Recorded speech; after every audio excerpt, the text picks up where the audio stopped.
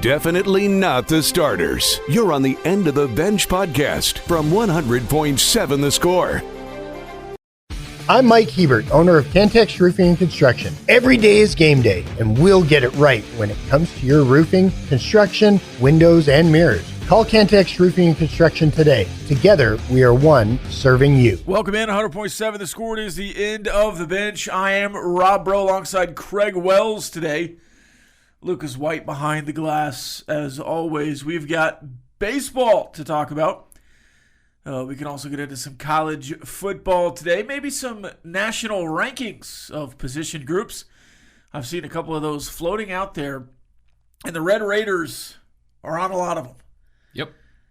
In fact, they've topped a few of them. Especially defensively. Today. Defensively and one offensive group that this one particular group has been a fan of this offseason. We're on the First United Bank studio. You can call in on the Visual Edge IT hotline, 806-771-0973. You can also hit us up on the Yates Flooring Center chat line via the apps, the website. You can find us on YouTube, youtube.com/Double T Sports Network, where you'll find a new Ask Level today. I believe he just walked out to go record that bad boy. And you can probably hear about the Paramount Plus show on Ask Level today. And I asked specifically a question about Jalen Brewster, so hopefully we Ask Level that. Or I just asked Choice. You know, Choice, every time I walk in when he's about to go record one of these things, he's like, give me a question for Level. And I give him one every week. And then I listen to the episode. And the next day, I say, where was my question to Level? He said, I forgot. It's like, I'm going to stop giving you questions, man. I'm going to stop giving you questions. Of course, sometimes my questions are like, what's your favorite mythical creature? But, you know, it's the offseason. So. But today I gave him a real question. I gave him a real question today about Jalen Brewster. I've got a suggestion for you. For me? Yes. On questions to give to Choice? Yeah. Okay. Write it down on a piece of paper. And hand it to him. Just lose the paper. No, most of the questions I give him are dumb. That's what I was saying. They're not good questions. Hey, Rob, there's no such thing as a dumb question. Do you want Some are better than others, but there's no such thing as a dumb question. Do you want to know Chris Level's favorite mythical creature? No. Okay. But that doesn't mean somebody out there is curious. Yeah. If it's a Liger, he seems like a Liger What guy. was the famous tabloid? What was their punchline or their line for a long time? Suspicious minds want to know, or curious minds want to know, or something like that. Yeah, I've heard that phrase. Yeah. Is that from a tabloid? Yep. Oh man. The days of waiting in the grocery store line with your mom and reading all the alien stories. Yep. I didn't know people could have two heads, but I guess they can. We'll have a question for you very soon here. Or you can ask us a good question. Yeah, you can ask us a bunch of questions here. You can ask them on the Yates Flooring Center chat line. Available on the apps, brought to you by Happy State Bank. The question of the day today will be answered at 9:30. We'll have some headlines up next. You know, I was kicking around questions this morning, and if I wasn't afraid to jinx the Texas Rangers, I might just ask, will they ever lose again? Is that five in a row? But you're kind of a good jinx. Josh Peterson has not been the same since you jumped on his chili. Yeah, Jock is What did I say, Josh? Jock. Yeah, Jock, it's just been so frustrating. It's a frustrating thing to be a Rangers fan. I've always expected more from this offense, and they're producing. Of course, they're going to lose again. I don't think they've fixed a bunch of things. Another Wyatt Langford injury. He's sent down last year. Cam Cauley came up. Cam Cauley was a former Red Raider commit. So now we have Naylor, May, and Colley, and Harris. Those all very good Major League Baseball players that could have been Red Raiders. And I want to say it wasn't Josh Naylor, I don't think. I think it was the other one. Because Josh Naylor, have you read the stories coming out about Josh Naylor lately? About how nobody likes them. Well, we had Hedgie. Oh, yeah. We had Hedgie give him the business and say nobody likes you. Have you read about Josh Naylor? I have not. I saw somebody, former teammate, I guess maybe it was in Cleveland. 'Cause he's in Seattle now, but he was in Cleveland, right? I saw somebody saying he was hiding in his closet with a knife. Like jumped out to scare him as a joke. Sliced his thumb. Just a psychopath, apparently. It's like one of those, like, oh, it's just a prank, bro. You cut my thumb open with a butcher's blade. I don't think I'd room with him on the road, that's for sure. Yeah, so I really don't think anybody likes Josh Naylor. You know, it'd be an interesting dissertation to put together is the players that have been recruited and actually signed that were drafted and chose to go to the draft instead of come here over the last 10 or 15 years. We had some shots at some pretty good players. Well, there's 5 of them. Yeah. That's what made me think of that. I mean, and you think back in the years, there's no telling how many. I think there was one recently. I need to check on where he is now. He's probably still in the minors somewhere. Yeah, and that was in a good era. If you just had one or two more pieces. Of course, if you had Dusty May, I mean that'd been a difference maker on the mound because he was good early. Yeah. In Major League Baseball, he tore through the minor league system. And then he kind of tore through his arm. I don't know that he's quite as electric as he once was. He paid the price for that turn. Yeah. By the way, Mizorowski still tearing through everybody. The graphics they were making early in the season were funny. Where it was the most 100-mile-an-hour pitches. And he had like 15 of the top 17. It's like, oh, haha, that's pretty funny. He had a couple good games. Have you seen how big those graphics have gotten? Mm-mm. He's got like the 78 of the 80th fastest pitches in baseball this year from a starter. 105, is it the fastest? From a starter, yeah, 105.5, I think. 105.6. God. But it's his face on the graphic 78 times. And 2 other faces. Can you imagine standing there trying to hit 105? No. And to think of the 80th fastest pitches of all the pitchers in the major leagues, he's got 78 of them. That's amazing. Well, I think it's the starters, but yeah. I would. Either way, yeah. When I was in 4th grade, we did kid pitch for the first time. And there was a redheaded kid that just closed his eyes and chunked as hard as he could. I didn't even like that. Yeah. So I wouldn't want 105 coming at me. Yep. All right, we'll have a question of the day at 9:30. Playing time is not required. This is the End of the Bench podcast from 100.7 The Score. Welcome back. 100.7 The Score is the End of the Bench. This texter says, I don't think Brazil beating Japan was an upset. I think Brazil was expected to win. Well, he was talking about the other game. Yeah, I did. We're talking about all 3 games, but you were talking about the Paraguay. Germany and Paraguay. Yep. Germany was an upset. Yeah, Paraguay beating Germany was an upset. There were some very funny texts about that game that I'll leave alone on air. If we were doing a history podcast, they might be more appropriate. I didn't hear the answer, but I heard the question from David Collier yesterday. Uh-huh. The reason there was 1 knockout game one day, but 3 the next day, is there a scheduling? stadium availability or? Yeah, probably. I don't. I don't know. I just thought it kind of odd that.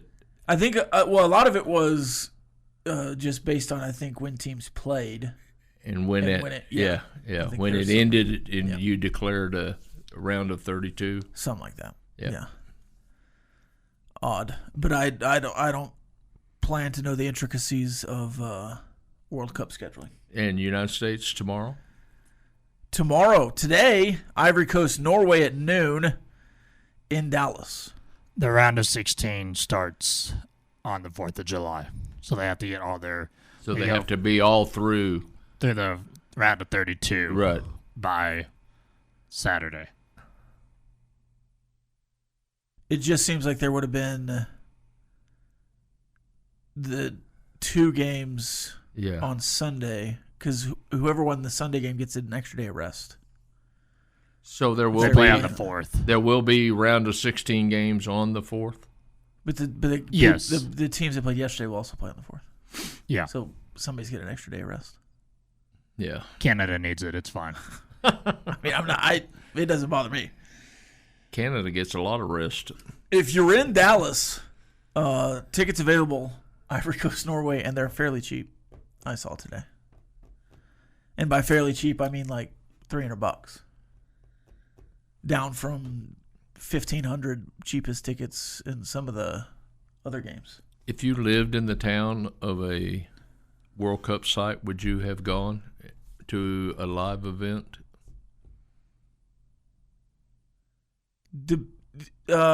Depending on which countries it was, yeah. But you wouldn't go just to be going to a World Cup soccer match. It'd have to be a certain game or something.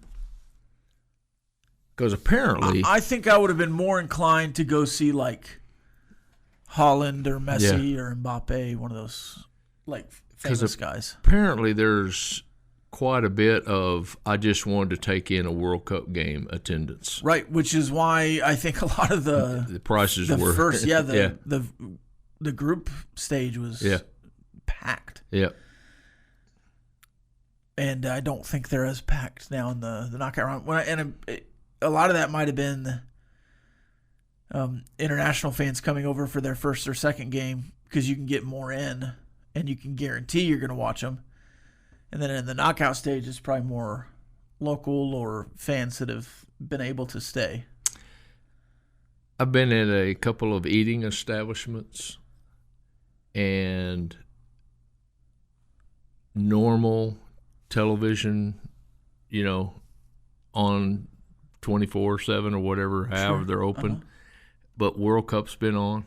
It is amazing how many people are actively eye-watching the TV that normally don't if there's something else on, and from the World Cup. And you can, I hate to paint a big brush, but you can tell they're casual fans. Yeah. I mean, it's pretty interesting.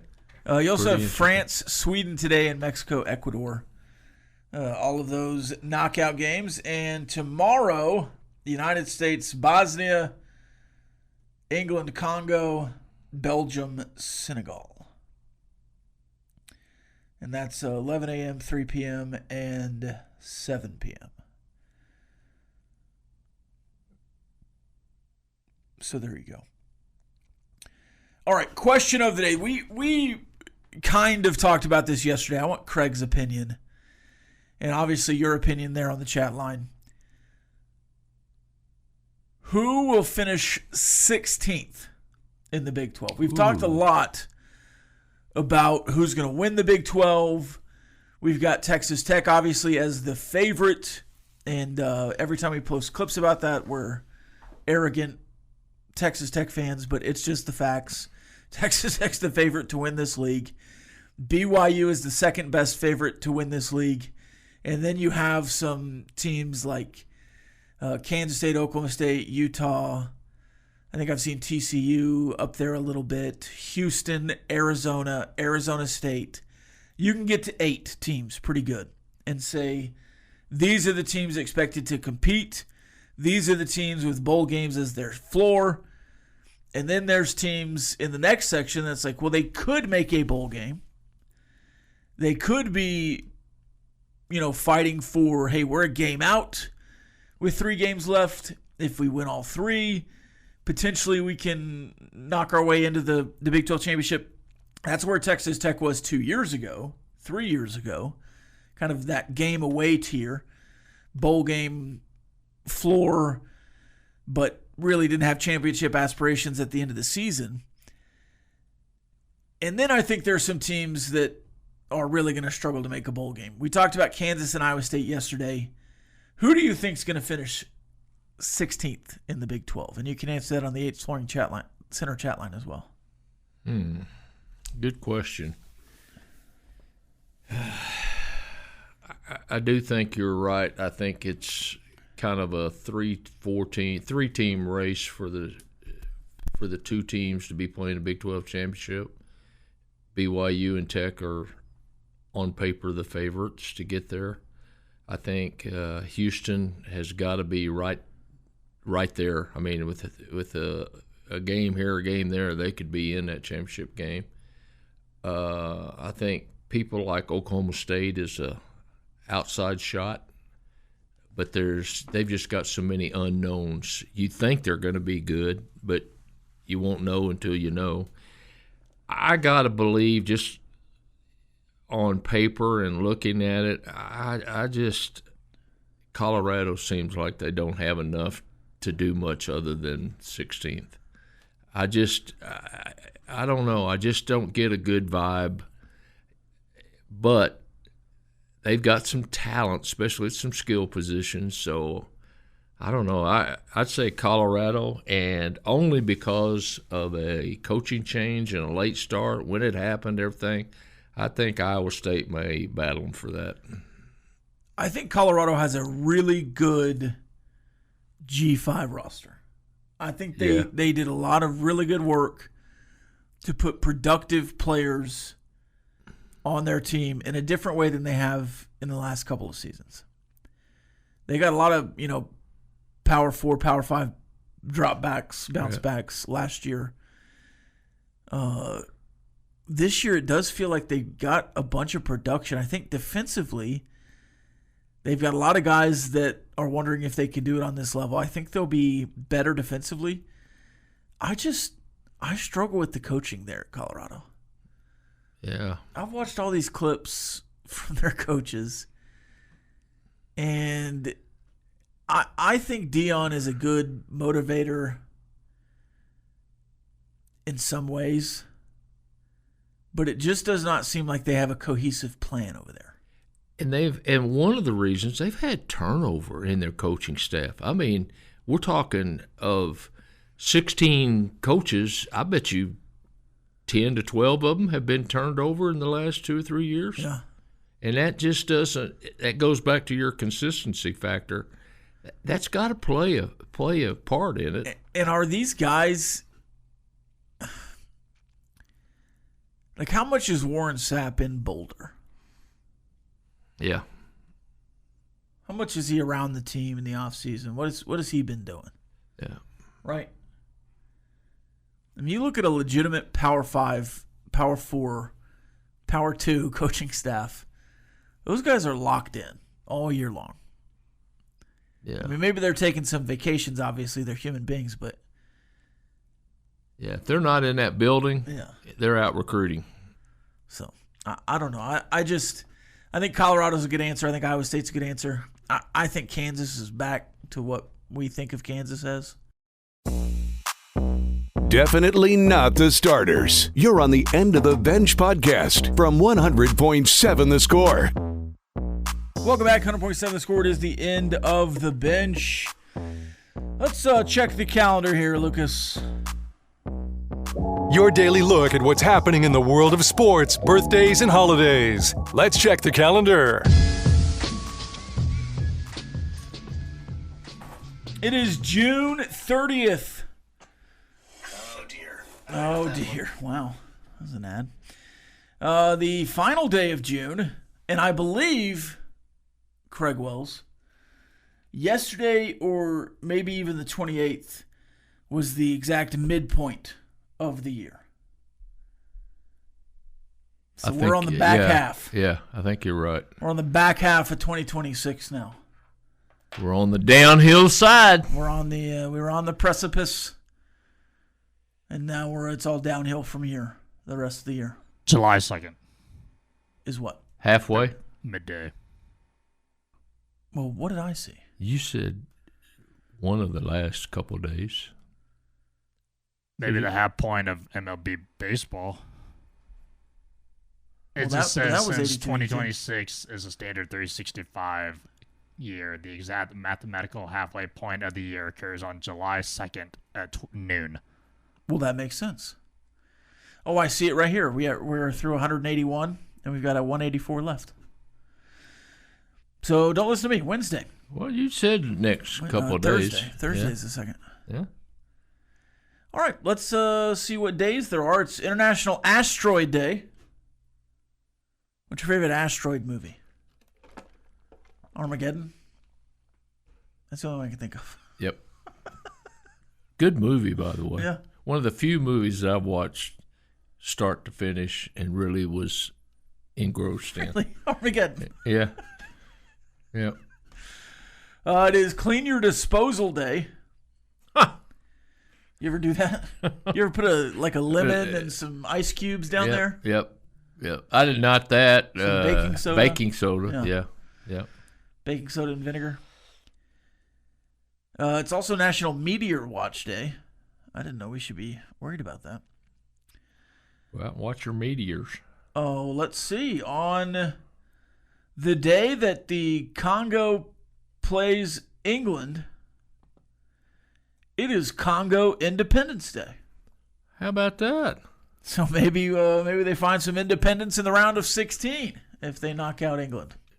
It'll be one big happy birthday after that one's over with. That's right. What a party.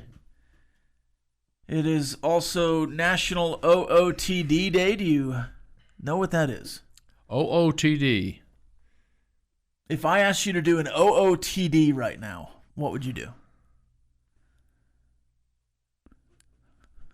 I have no idea. Do you know what it is, Lucas? Yes. It's the outfit of the day. Oh. Have you seen the people on the camera doing like the shirts from Under Armour, shorts from wherever? Oh, okay. Shoes from wherever. Yeah, outfit of the day. Yeah, outfit of the day. OOTD. Yep. Jamie does shirts Reebok, jeans. You got some Skechers on. That's the outfit of the day. Jamie doesn't like that, doesn't he? He likes to be like, if you're going to be a Nike guy, you be a Nike guy, top to bottom. Oh, that I'm wearing different brands. Yeah, I think what he called it something one morning, and somebody had an Adidas shirt on, but they had Nike shoes on, and that didn't go well. I think we call that OCD. I think it's also Social Media Day, which I'll probably stay off. Got their own day now, huh? No, that's pretty much every day. Yeah. Birthdays, Lucas? Trey Turner turning 32 years old. And then we have A.J. Brown turning 29. Michael Phelps, 41. Mike Tyson turning 60. And country singer Cole Swindell turning 43. Forever to Me. Cole Swindell, I think. Song for him. I would not have known that. 1965. There's not a whole lot on this day, but in 1965, Pete Rozelle, the NFL commissioner, okayed the ownership of the Atlanta Falcons to Rankin Smith Sr. He was an executive vice president of Life Insurance Company of Georgia. You know what he paid for the Atlanta Falcons in 1965? $1 million. $8.5. 8.5. Wow. $8.5 million. He's made a pretty good investment on that. The Smith family has. They're probably up to $8.5 billion now. Golly, unbelievable. Falcons. Well, they don't own it anymore, do they? Smith family? The Falcons? Yeah. Didn't Arthur Blank buy him? Yeah. The Home Depot guy? But I guy? think they've got ownership in it. Okay. But, yeah, he does. He's the owner, yes. Yeah. 1967, Philadelphia Phillies utility man Cookie Rojas. Boy, there's a baseball name. That is awesome. Pitches a scoreless ninth inning in a 12-3 loss to the Giants. Rojas has now played all 9 positions since arriving in the Major League Baseball uniform since 1963. He played it. That gave him all 9 positions. 1970, Riverfront Stadium opens. 1977, Yankee DH Cliff Johnson hit 3 consecutive home runs. That's pretty good. And if you've been wondering why you haven't seen Tanya Harding on this day, I've been wondering. Yeah, she was banned from all competitive ice skating. Oh, big fan of the I, Tanya movie. Yeah. Margot Robbie. Yep. And something known to everybody, in 1994, the pretrial hearings opened in L.A. for one Orenthal James Simpson. Had us on the edge of our seat for 60, 90 days, something like that. And if the glove don't fit, you can't commit. You must have quit. You must have quit. You must have quit. Must have quit. Yep. All right, movies released on June 30th. The Devil Wears Prada. No? I saw that. Yeah? That's a good one. Yeah. Which would you rather watch right now, Armageddon or The Devil Wears Prada? Probably Armageddon. Yeah, probably. Willy Wonka and the Chocolate Factory. Didn't see that one. 1971. Didn't see it. Oh, you hadn't seen that? I've seen parts of it, Yeah. but never all of it. Come with me. What's and the you'll see what's the guy that played Willy Wonka? a world of pure imagination. Gene Wilder. Yeah, Gene Wilder. They're making a movie about Gene Wilder. Really. Yeah. He is. He has had, for me, some funny moments. I mean, he's. Oh yeah, Young he's Frankenstein. pretty funny. Yeah. He made some movies with Richard Pryor. Yes. Yeah. Let's see, Despicable Me 3. I don't remember that one. The Karate Kid Part 3. Didn't make it to 3. Saw the first 2. Now, this still has the original Karate Kid in it. Is there a 4th one with Hilary Swank? The Ralph Macchio. Yeah, Ralph Macchio, yeah. The BFG. Apollo 13 in 1995. Saw that one. Twilight Saga Eclipse. Didn't see that one. Missed that one. Let's see. Let's bounce through some of these. The South Park movie, Spider-Man 2. Were you a South Park guy No. when it was at its heyday? No. The Adventures of Rocky and Bullwinkle. Saw the cartoon, but never did see the That was a movie. I made my sister cry one time because I said her hair looked like Bullwinkle. I'm Chris. assuming she did not take that as a compliment. No. Wild Wild West with Will Smith. Saw that one. Indiana Jones and the Dial of Destiny, which was awful. That's the one that came out a couple years ago. I just saw the original, the one I saw. Bad.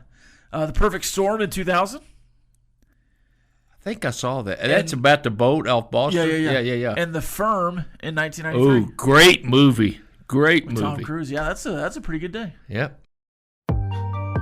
Playing time is not required. This is the End of the Bench podcast from 100.7 The Score. Welcome back, 100.7 The Score. It is the End of the Bench. Of course, you can keep checking in on the Yates Flooring Center chat line. We've got a horse name here, Rip a Triple. Ooh. Bullfighter also said half his Body Works, AD's knockoff store of Bath and Body Works. He also said he would throw up if Micah Dallas gets called up. I would not be surprised to see Micah Dallas at some point in the Major League Baseball season as a middle reliever. I think that's probably his destiny. Yeah. some sort of relief role. If you're at that level, you got to feel like your chances are pretty good. You're at least going to get a look. Well, and if it's not because they believe in you, it's because you're close. Yeah, yeah. Right? Yeah. Like, hey, we're in Arlington this weekend. Yeah. And we need somebody to throw 2 innings. Come on over. Yeah. Like, you might just see that. And then if he has success there, you might see him a couple of more times. But that just happens in baseball. If you're at the AA level, you have a shot. All right, let's talk through this Texas Tech depth chart. And this is like the full roster. This is not too deep. This is not just a couple of guys mentioned at each place. It seems like every single person's on the list. So I'm not going to read every name, but we'll highlight some of these positions. All right, let's go to the X receiver. This is from Don Williams talking to Joey McGuire, the head coach. You can find the full depth chart on LubbockOnline.com. Kenny Johnson, Bryson Jones, Leighton Stone, Michael Deaver. They're the top 4 names at X. Kenny Johnson, the transfer from Pitt. And then you have Bryson Jones, Leighton Stone, and Michael Deaver, who are all second-year players out there in the backup to Kenny Johnson. That's the outside receiver. 6'1", 6'3", 6'3". They've kind of got a model of what they want. Yeah. And Leighton Stone may be as quick or fast as anybody in that list, except Kenny Johnson's pretty fast. Yeah. All right, at the slot, Coy Aiken is listed as a starter. Jalen Jones, the transfer from Alabama State, 1,200 yards last year. I wonder if he's more of if that's kind of what we're trying to do in this drive kind of thing. Yeah. Because Roy Alexander last year comes in pretty decorated and just couldn't find the field, injury and otherwise. I wonder how much Jalen Jones will play behind Coy Aiken. It seems like they want to play more wide receivers this year. Jalen Jones currently listed behind Coy Aiken inside. The other outside receiver, number 1, listed first, Micah Hudson as a starter. Behind him, Dante Lee from Liberty. Behind him, Malcolm Simmons from Auburn. I thought that was interesting that one of those 2 guys is not behind Kenny Johnson. You have all 3 of those guys and then freshmen out of high school. And Micah Hudson, if you believe in which I do, what you've seen and heard, he has earned that number 1 spot. Yeah. Going into the fall. Go back up to the slot receiver. One of the things I think people will notice is that Jalen Jones is that what we had been accustomed to at that inside receiver, 5'8", a lot of speed, a lot of quickness going over the middle. Or 5'8", 180, which probably means 5'6". Yeah, and Coy Aiken is throw me the ball, get it within a foot of me, and it's mine. Yeah.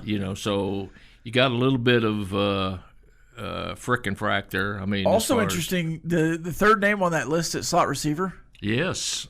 True freshman Chase Campbell. Yep. Friendship. And he's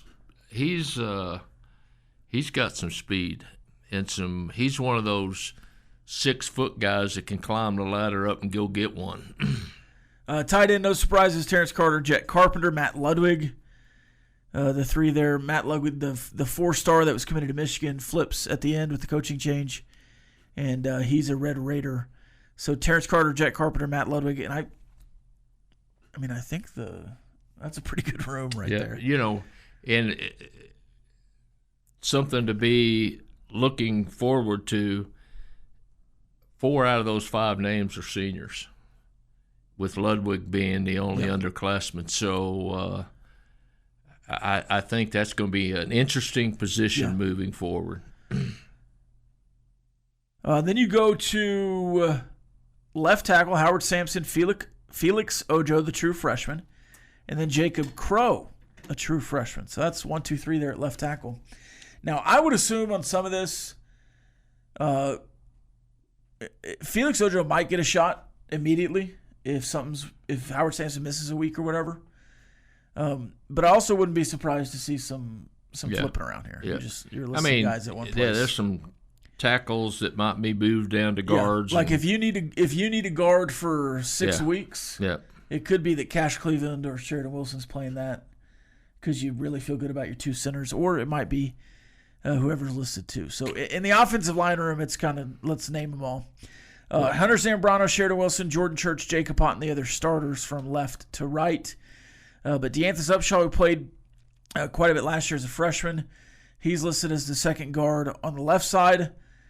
And then you have behind Jordan Church at right guard, redshirt freshman, sophomore, redshirt freshman, sophomore.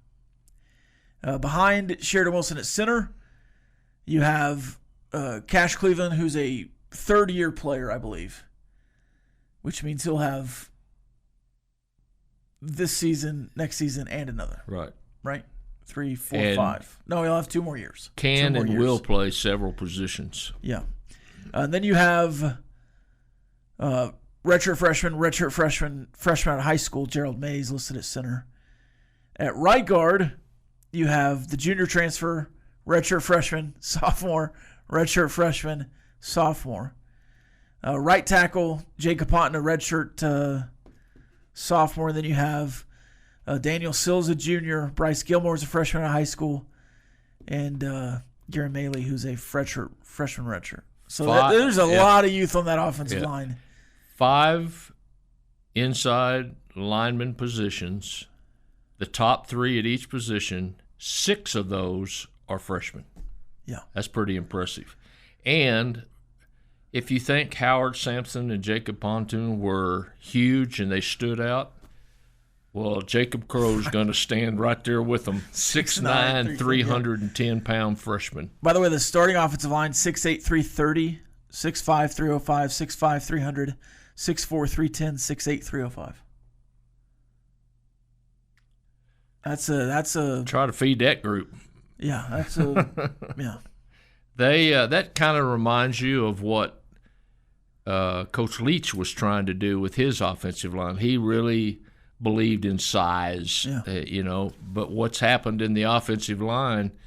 You're getting 6'8", 6'9" guys with great footwork now, and it's that right tackle has just got to be an animal.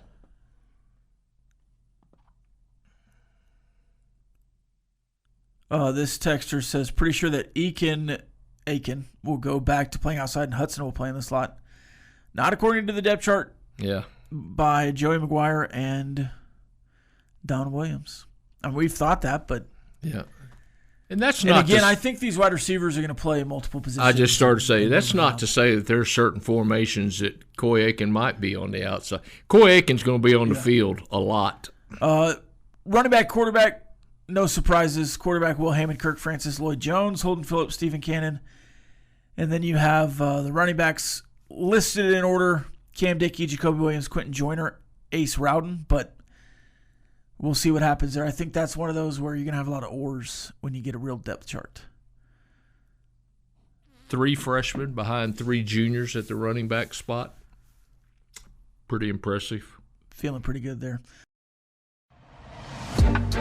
Playing time is not required. This is the End of the Bench podcast from 100.7 The Score. Welcome back, 100.7 The Score. In the break there, you asked me a state fair question. If there was something fried, what would you want to fry? You said cheese pizza. At the grocery store that's very together, in the deli, they've got pepperoni pizza sticks. Have you had those? It's like a long, thin Hot Pocket, but I'm pretty sure those are just deep fried. Yeah. Those are really good. So there you go. Here's some fried pizza for you. I don't know who invented the corn dog, but that guy was smart. Yeah. That was good. Yeah. You going to the state fair? Fried ice cream I don't even understand how you do that. I don't either, but Seems like it would melt. yeah, I don't know. You're looking at the wrong cat. Like you mentioned, fried Snickers. Yeah, I've seen that stuff. Yeah. I've never had it. Fried Oreo. Yeah, I think I remember having maybe a fried Oreo. Yeah. But I've never had the fried Snickers or the fried stick of butter or whatever they do over there. Other than attending the Texas OU game, I've never been to the State Fair in Texas. Me neither. I've never been to the Red River Rivalry Showdown Shootout either. Yep. I would go. The Red Rivalry Showdown is worth going one time. It is a spectacle. And to see half and half, it's pretty interesting. It's a fun event.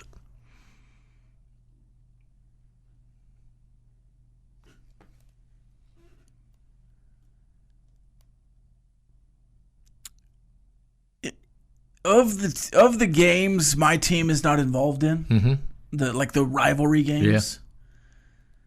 Yeah. That would be one that would be on my list. Yeah.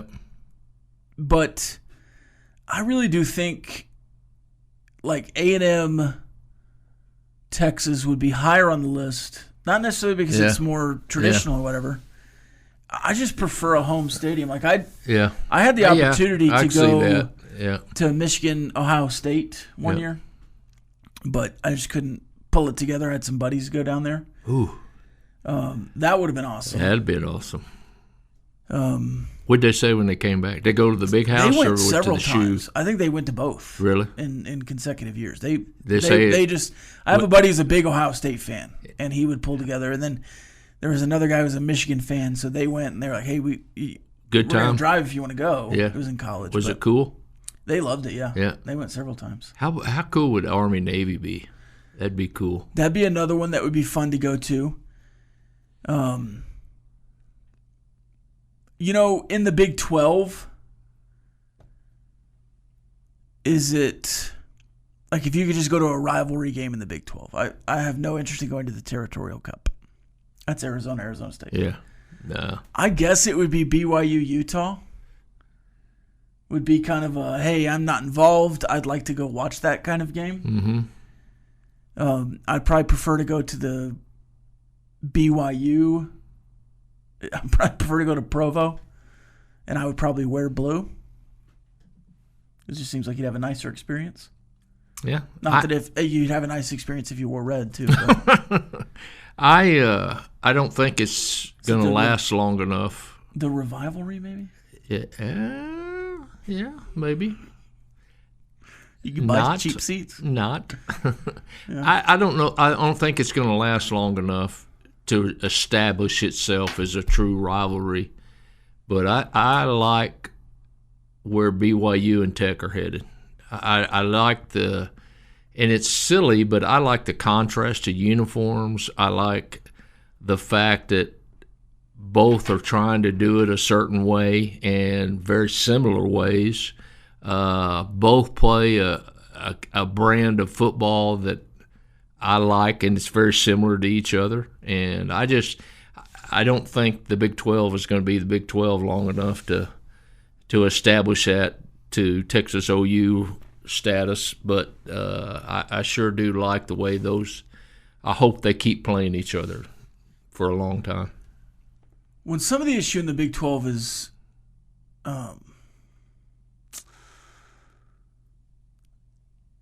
they're not locking in all of the important games. Yeah. Which is frustrating. Yeah. I think Kansas State after this year, Kansas State and Iowa State aren't going to play for like a couple years. I think we could reestablish, because I think it was pretty good at one time. I think we could reestablish a rivalry with Arkansas. That would be fun. We're playing them in 3 consecutive seasons. Yeah, I really do. I think home and away and a neutral. I think future-wise with Texas Tech, if we're going to talk about Texas Tech, the Texas Tech Oklahoma State. Yeah, that has to be yearly. Yeah, especially if Oklahoma State's on the trajectory I think they are, with Eric Morrison, they're kind of if they are going to reignite the football program, if they are going to dump money into it, like I think they will and have, they have to play that game every year. Yeah, I totally agree. Totally agree. And 4 years ago, you probably don't expect Texas Tech and BYU to be the two teams, so I get why they're not playing this year.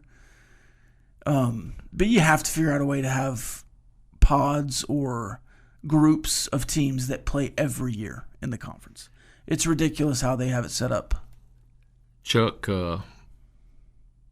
asked me this morning, asked you also as he was leaving, what out-of-town game would you like to go to? And Oklahoma State, I've had the pleasure and the honor to go to 4 or 5 of them. Yeah. And they don't like Tech, and we don't like carbon copy U either. And it's a good, solid rivalry right now. Playing it every year going forward, I think, would add to it and give it some impetus as far as, how important it is. Right. Yeah. Yeah, I agree totally. They need to play that one every year. Every year. In all sports. Sports. This pains me to say this, but the SEC did it correctly. When they updated to 9 conference games, it's not the same for everyone, but everyone has 3 opponents they play every year. Yeah. And they'll cycle through the rest. The Big 12 has to do that. Yep. They have to. And I think next year is the final year of this matrix they've put out. They have to get that corrected. Yep. Because it's ridiculous to have nobody on your schedule for more than half the teams that you're not playing every year. And you already have a regionalization problem. Yeah. I mean, if you don't... Well, that's another thing the SEC has over everybody else's heads. Yep. And that's not going to be fixed. No. But it can be helped. If the Senate has their way, it's not going to get helped.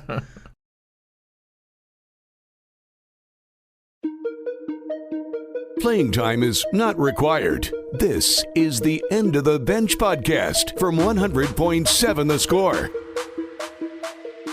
Welcome back. 100.7 The Score is the End of the Bench. What? Houston University. He went University to, of Houston, yeah. But he's from Little Rock.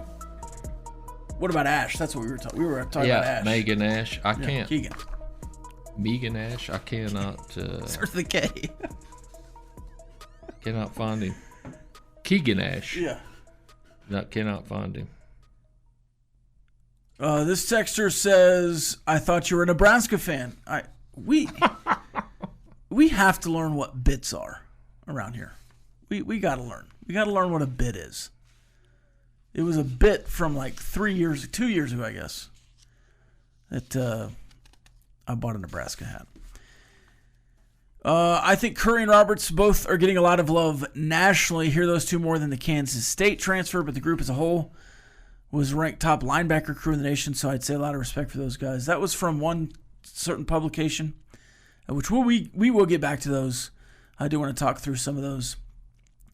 But it's also weird with Curry because a lot of people are talking linebackers and just talking Romaine and Roberts because Curry is a safety. Right. And then you have people talking secondaries, and they're not mentioning Curry because Curry's a linebacker. And so I do think in some ways Curry's just in a weird position. If you look up Curry on PFF, he's a corner.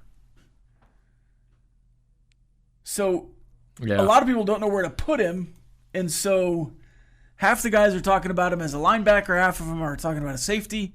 Some people are talking about him as a corner, a nickel, and nobody's wrong. Right? Yeah, and I hope they continue to talk about it because he is being talked about. It's just you got to find the right conversations with him. Now, I am an old school defensive guy. Mm-hmm. It feels like to me with Curry on the field, you're in a 4-3 over, right? Yeah. Or a 4-2-5, I guess, if you're Gary Patterson. Yeah. So the 4-2-5 would have John Currie is just the strong safety in the box. Yeah, I start to say pulled up. Yeah. So you have, but also you can call it the dime, you can call it the nickel, whatever it is. You're playing multiple, but there's a 4-man front, and John Currie is a linebacker, safety, star, nickel, dime, X factor. And he is around where he's everything. He is where they think the football is going. But it's hard to put him on a first team All Big 12 list. Yeah, because of what position? What position? Yeah. Right. Yeah. So I think Currie is just football player. A football player, yeah. Yeah. That's a good way to say it. Mount Enterprise, Texas for Keegan Ash. Now, was it Mount Enterprise High School? Yes. Okay. I believe they're blue and red. Yeah. Is that true? East Texas. I don't know. Yeah. Beast, Texas. Yeah. He's from the Piney Woods there. All right, here's a question for you. Benchwarmers, where's your preferred water hangout spot? Preferred water hangout spot. Pool, drinking beer. Ocean, drinking beer. Or lake, drinking beer. If I'm on an ocean or a lake, I'm in a boat. If I'm on a beach, toes in the water, butt in the sand. You get one choice of those three: lake, beach, or ocean. Is that what you said? No, it's pool, ocean, or lake. Pool, ocean, or lake. If I'm on the beach part of the ocean? That's what I was saying. Yeah. I would prefer to be on the beach than rather in the middle of the ocean. Yeah. Yeah, it'd be number one. Like on a yacht or something. Yeah. I'm not a yacht guy. I totally could afford a yacht, but I just don't choose to do that. Of the three options, I'd go pool, then lake. I think but it'd just be on a pontoon. I'm not jumping off or anything. Yeah, I'm not a lake guy. Yeah, it'd be my last choice. If I lived in Arizona or like Michigan, Arizona has a real nice lake. Michigan has a bunch of lakes, obviously. Yeah, Minnesota. The summer, like if I'm summering in Michigan, I'd probably be more of a lake guy. Or if I was down in East Texas or something, just out here, I wouldn't mind being up in a cabin on the deck. Possum Kingdom or something. Overlooking a lake. Well, there you go. Yeah. There you go. But around here, certainly pool, and then lake, and then ocean. You ever been in or been close to an infinity pool where it looks like it just drops off? No, but I wouldn't mind it. Yeah. You're not getting in those? It's according to how far that drop is. Yeah, I've seen them on like decks in the mountains. Yeah. So you're just like looking off the rest of the mountain. Or on like a high-rise like a cliff apartment, high-rise I don't think so. No, that wouldn't bother me. It would bother me if I was like on flat ground near that edge. But in the pool, it wouldn't bother me as much. Yeah.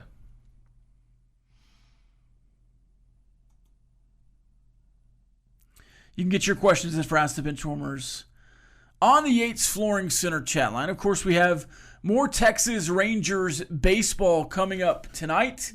Craig Wells, does the winning streak continue? That's my question for you.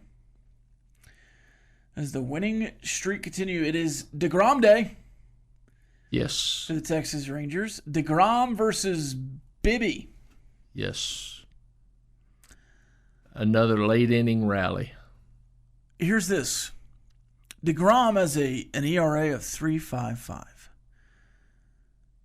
Bibby has an ERA of 3.78. Both their records add up to about 10 or 10. What are their records? The even ERAs, basically. What are the records of these two pitchers, you think? They add up to around 10. DeGrom with a 3.55, Bibby with a 3.78. Okay. I would have guessed DeGrom's being a little bit higher. ERA-wise? Yeah. Well, what about their records? DeGrom, 6. 6-5. And Bibby with a similar ERA. What's his record? 8. 2-8. 2-8. I got the 8 right. Yeah. 2-8. Also today in the Major League Baseball world, our Pirates in action at 5:40 versus the Phillies. The Astros will continue a series with the Twins right here on 100.7 The Score. First pitch 7:10, pregame 6:40. The Mariners and Angels will continue a series. Let's go Soriano, baby. Soriano versus Woo. Big Angels fans today and the rest of the week. What? Rangers. The Athletics and Dodgers continue as well. Rangers. All right, the bottom line up next. We'll see you later. This has been the End of the Bench podcast from 100.7 The Score. Go to 107thescore.com for more from the Double T Sports Network.